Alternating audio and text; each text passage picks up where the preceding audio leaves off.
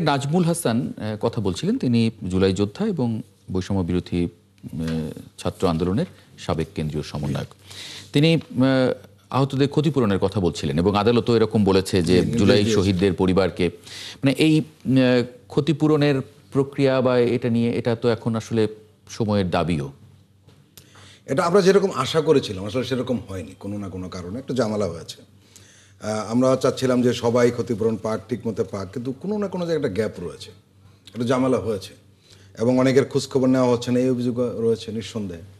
এবং উনি যেটা দাবিটা করেছেন সঠিক করেছেন নিঃসন্দেহে, মনিয়াপা বলছিলেন। জি। এবং আমরা একটা জিনিস জানি যে যারা জুলাই যোদ্ধা ছিলেন তাদের মধ্যে একটা আন্তঃযোগাযোগ রয়েছে নানান নামে, তারা কিন্তু খোঁজখবর নিচ্ছে। তারা খোঁজখবর নিতে পারে, কিন্তু ক্ষতিপূরণের বিশেষ করে আর্থিক ক্ষতিপূরণের যে বিষয়টা সেটি নিঃসন্দেহে সরকারকে উদ্যোগ নিতে হবে এবং সরকার উদ্যোগ নিয়েছেও এবং কিছুটা দেওয়া হয়েছে। পরে আমরা শুনলাম ফান্ড শেষ হয়ে গেছে, এরকমটা আমরা খবর শুনেছি। আজকে আদালত যে নির্দেশনা দিয়েছে বা যে কথাটা বলেছে যে এদেরকে ক্ষতিপূরণের ব্যবস্থা করা হোক, আমার মনে হয় এই ঘটনাটি বর্তমান সরকার তো গুরুত্ব দিবেই, ভবিষ্যতে যারা সরকার গঠন করবে তারাও সেটা গুরুত্ব দিবে। এটা একটা আশাবাঞ্জক কথা। এবং কারো কারো এরকম প্রস্তাব রয়েছে যারা এই গণহত্যাকারী বা তার যারা সহযোগী ছিলেন, যারা পালিয়ে গিয়েছেন, তাদের সম্পত্তি বাজেয়াপ্ত নির্দেশ দিয়েছেন। সেখান থেকে ক্ষতিপূরণের একটা ব্যবস্থা কিন্তু করা যেতে পারে, এটা বিকল্প পথ হতে পারে সরকারের জন্য। এবং আমরা মনে করি যে সরকার, এই সরকার এবং ভবিষ্যতে যে সরকারে আসুক না কেন, এই বিষয়টি তারা গুরুত্বের সঙ্গে দেখবে নিঃসন্দেহে। নাজমুল হাসান, এখন যে রায় পাওয়া গেছে, রায়ের ভিতরে যে আদালত যে মন্তব্যটি করেছে বা আদালত যেটি রায় দিয়েছে বলা যায় রাষ্ট্রের প্রতি তারা বলেছে, সেই জায়গায় আপনারা মানে আপনার মন্তব্য আশা করছে।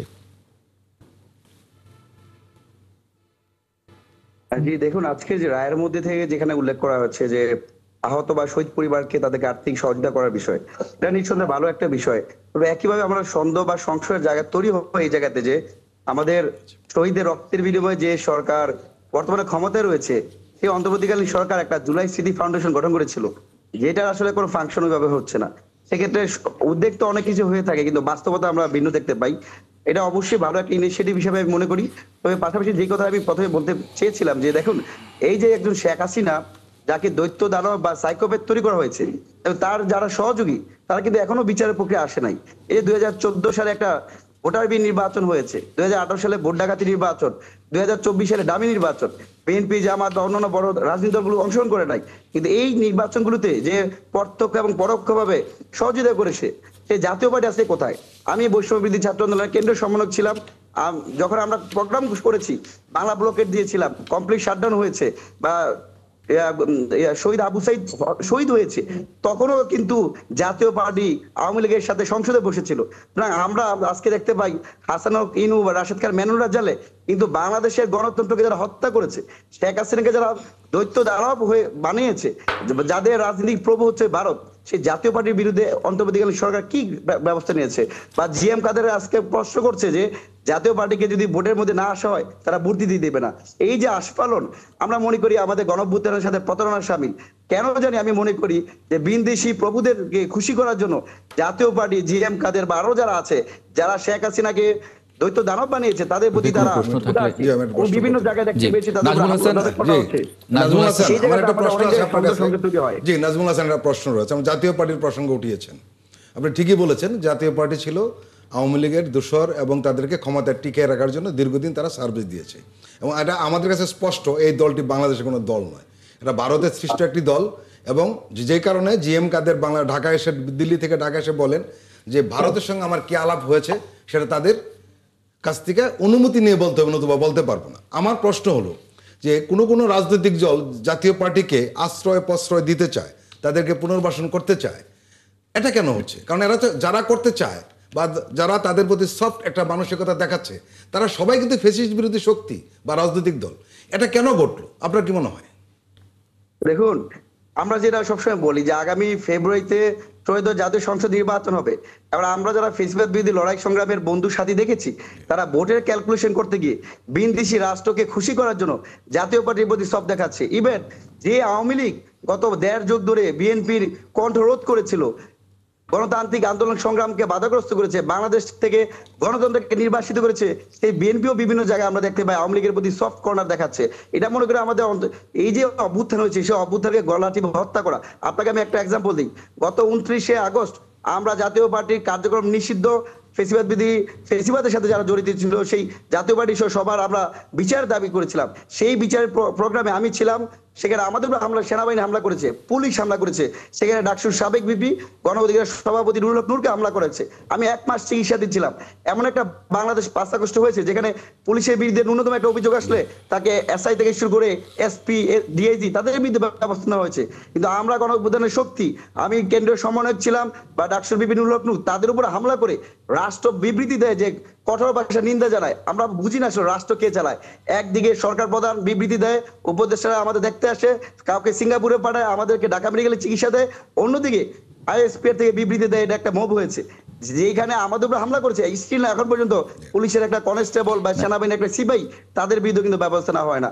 এই জন্য আমরা সন্দেহ করি সংশয় জায়গায় আসলে রাষ্ট্রপ্রধান যারা কথা বলছেন, ভালো কথা বলছেন, কিন্তু আমরা সেই কথাগুলোতে বিশ্বাস রাখতে পারছি না। সরকারের কথা এবং কাজের সাথে আমরা সেই সন্তুষ্টতা আমরা জ্ঞাপন করতে পারছি না। জি, আবিদুল ইসলাম খান, জি, ওনারা অভিযোগ করছেন যে কোন রাজনৈতিক দল যারা একসঙ্গে আপনারা জুলাই আন্দোলনে যুক্ত ছিলেন, তারা এই ধরনের বিশেষ করে জাতীয় পার্টিকে আপনারা সহযোগিতা করছেন বা মদত দিচ্ছেন, এরকম অভিযোগ করলেন। ইঙ্গিতটা অনেকটা মানে বিএনপির দিকে উনি একবার উচ্চারণ করেছেন। জি, কথা বললে অনেক কিছু বলা যায়। আসলে কথা বলতে গেলে অনেক কিছু বলা যায়। রাজনীতিতে অনেক কিছুই ঘটে থাকে, কিন্তু বিগত দীর্ঘ দুঃশাসনে ফ্যাসিস্ট হাসিনা যে হাসিনা হয়ে এই যে খুনি হাসিনাতে রূপান্তরিত হয়েছে, এর জন্য সবচেয়ে বড় দায়ী কিন্তু হচ্ছে যে রাজনৈতিক যে একটা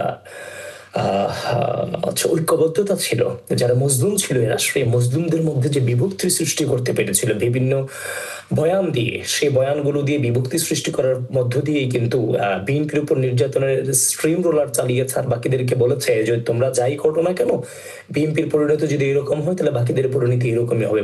60 লক্ষ মিথ্যা মামলা, 4000 নেতাকর্মীকে হত্যা, 700-এর অধিক নেতাকর্মীকে গুম করে দেয়া, খুন করে দেয়া, শাপলা চত্বর হত্যাকাণ্ড ঘটানো, বিডিআর বিদ্রোহের নামে নিরীহ দেশপ্রেমিক সেনা অফিসারদেরকে হত্যা করা, এইরকম ঘটনাগুলো ঘটিয়ে বারবার যে মজলুম শক্তিগুলো আছে এগুলোর প্রতি বিভক্তি সৃষ্টি করে বিভিন্ন নেগেটিভ তারা করাতো।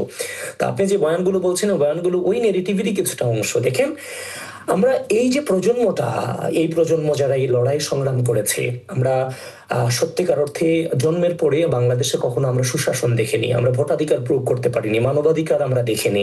তো সুতরাং আমরা ওই পূর্বের গদবাদে আলোচনায় যেতে চাই না। যদি সত্যিকার অর্থে কোনো পরিবর্তন করতে চান, রাষ্ট্রের স্থিতিশীলতা নিয়ে আসতে চান, রক্তপাত বন্ধ করতে চান, গণতন্ত্র ফিরিয়ে আনতে চান, জবাবদিহিতা নিশ্চিত করতে চান, তাহলে একটাই পদ্ধতি আছে। সেই পদ্ধতিটা হচ্ছে বাংলাদেশের রাজনৈতিক কালচার আমূল পরিবর্তন করতে হবে। বাংলাদেশের রাজনীতিতে আমি 5 বছর রাজনীতি করবো, 5 বছর জেলে থাকবো, এই ধরনের রাজনীতি থেকে আমাদেরকে বেরিয়ে আসতে হবে। সেটা একমাত্র পথ।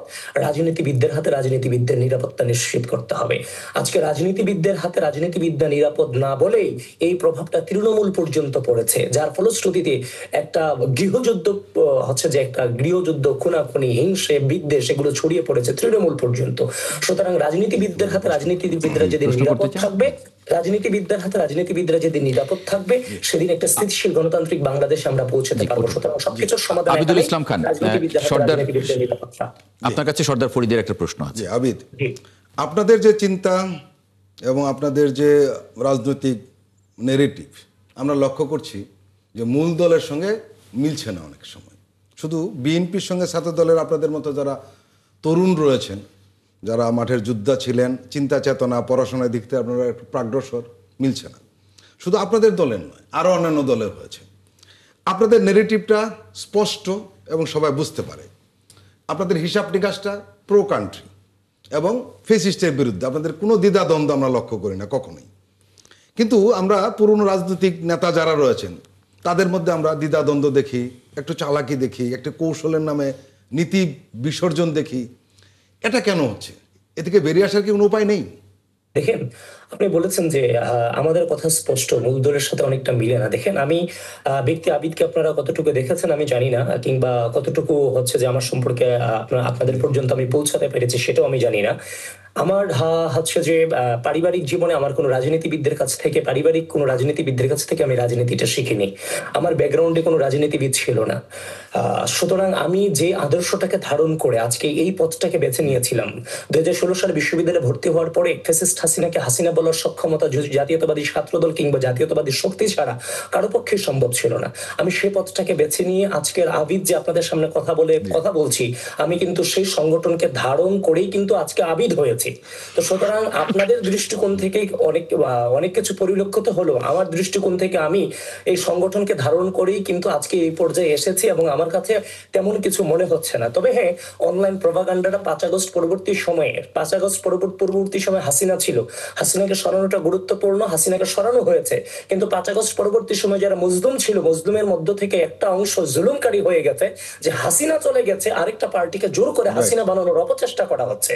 তো সুতরাং অনেকটা হচ্ছে অনলাইন প্রোপাগান্ডার কারণে বাদ বিচার করার আগে অনেকে অনেক ধারণা আমাদের সম্পর্কে নিয়ে নেয়। তো আমি আপনাদের সকলকে অনুরোধ করব, একটা জিনিস যখন ঘটার সাথে সাথে এটা অথেন্টিক কিনা এই তথ্যটা আমাদেরকে নিশ্চিত করাটা জরুরি, জবাবদিহিতাটা জরুরি। অনলাইন যে সাইবার বুলিং চলছে, 5 আগস্ট পরবর্তী সময়ে সরকার সাইবার নিরাপত্তা দিতে সম্পূর্ণ পরিবারে ব্যর্থ হয়েছে। সুতরাং এই যে সাইবার নিরাপত্তা জায়গাটা ডেভেলপ করলে কিংবা হচ্ছে সঠিক তথ্যটা যদি আমরা খুঁজে বের করার চেষ্টা করি, তাহলে অনেক ধরনের গুজব থেকে আমরা বেঁচে যাব। দেখেন, একটা ফটো কার্ড করা হচ্ছে, যেখানে আমি কোনো কথাই বলছি না, আমার নামে ফটো কার্ড করা হচ্ছে, ফটো কার্ড করে ছড়িয়ে দেওয়া হচ্ছে, ছড়িয়ে দিয়ে আপনার পর্যন্ত সেই ফটো কার্ড পৌঁছে যাচ্ছে। সবচেয়ে বড় সন্ত্রাস হচ্ছে এখন ফটো কার্ড সন্ত্রাস চলতেছে। এবং সামনে তো এআই এটা একটা ভয়ঙ্কর, আপনার পর্যন্ত আমার তথ্য চলে যাচ্ছে, আপনি ওই তথ্যটাই আমাকে ধারণ করছেন যে আবিদ তো সেটা বলেছে, কিন্তু আমি তো সেটা বলিনি। আমি আপনাকে এখনো বলতে পারি, বিগত দীর্ঘ দুঃশাসনে এই বাংলাদেশের স্বাধীনতা, সার্বভৌমত্ব, গণতন্ত্র, ভোটাধিকারকে ফিরিয়ে আনবার জন্য বাংলাদেশ জাতীয়তাবাদী দল তাদের সর্বস্বটুকু বিলিয়ে দিয়েছে। সবচেয়ে বেশি নির্যাতিত, নিপীড়িত, নিষ্পেষিত হয়েছে সেই বাংলাদেশ জাতীয়তাবাদী দল যে গণঅভ্যুত্থানের যে চেতনা, সেই চেতনাকে ব্যাহত করতে পারে, সেটা কখনোই আমরা বিশ্বাস করতে পারি না, বিশ্বাস করি না, এবং সেটা হতেও আমরা অনেক ধন্যবাদ।